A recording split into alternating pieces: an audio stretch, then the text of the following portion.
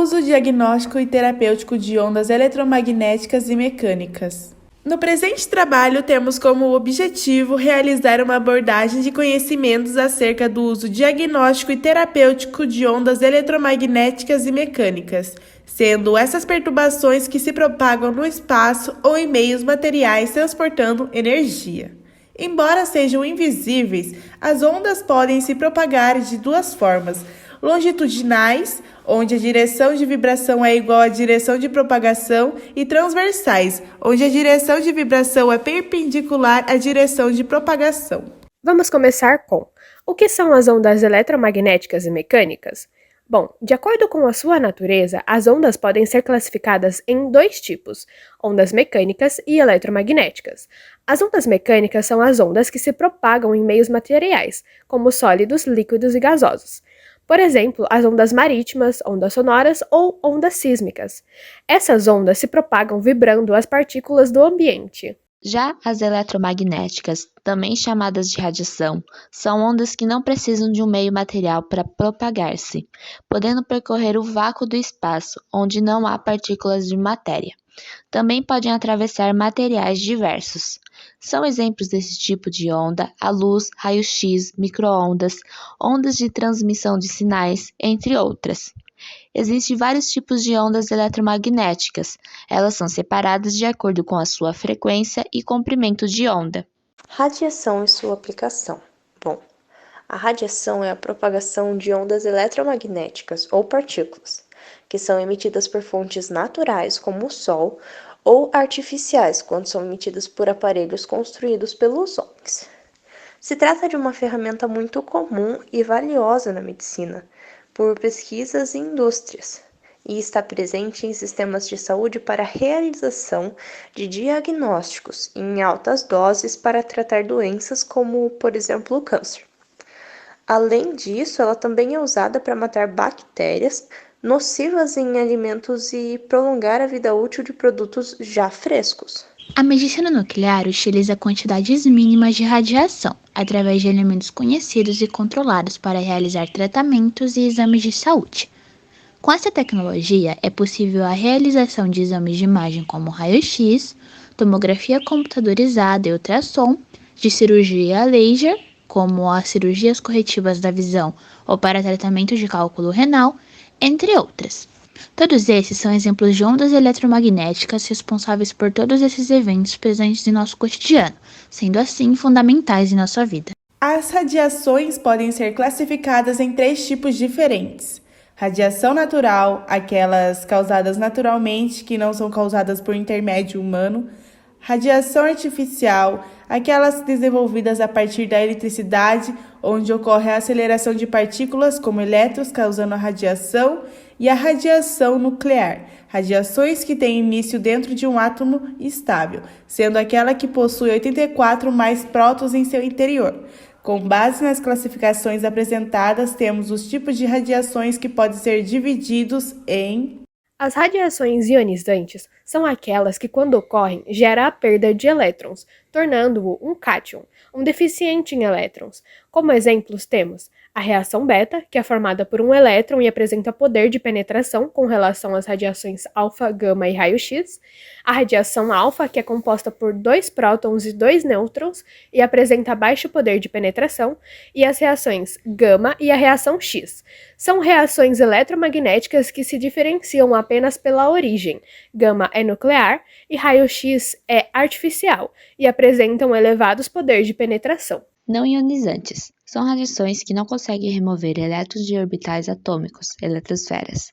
Essas radiações não podem causar ionização e excitação de átomos e moléculas. Alguns exemplos são infravermelha, radiação encontrada abaixo do vermelho no diagrama de energia; micro-ondas, radiações com potência maior que as ondas de rádio; luz visível, pode dificultar a visão; ultravioleta, a radiação emitida por alguns átomos quando excitados é acompanhada pela emissão de luz; ondas de rádio, é a radiação de baixa frequência, aproximadamente 108 Hz, com comprimentos de onda de 1 cm a 10.000 cm. Elas são usadas para transmissão de rádio.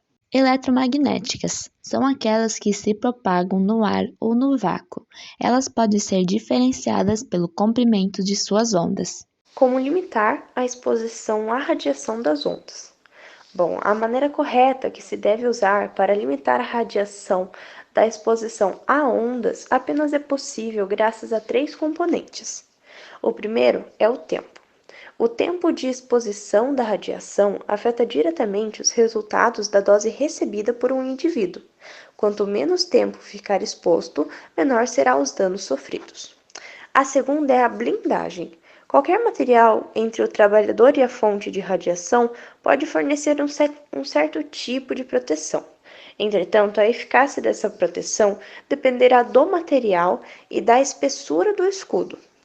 O último passo para a prevenção é a distância, assim como a luz de uma lanterna, que também é uma onda eletromagnética, diminui com a distância a radiação do tipo ionizante e não ionizante, também diminui com a distância entre a fonte de luz e o indivíduo.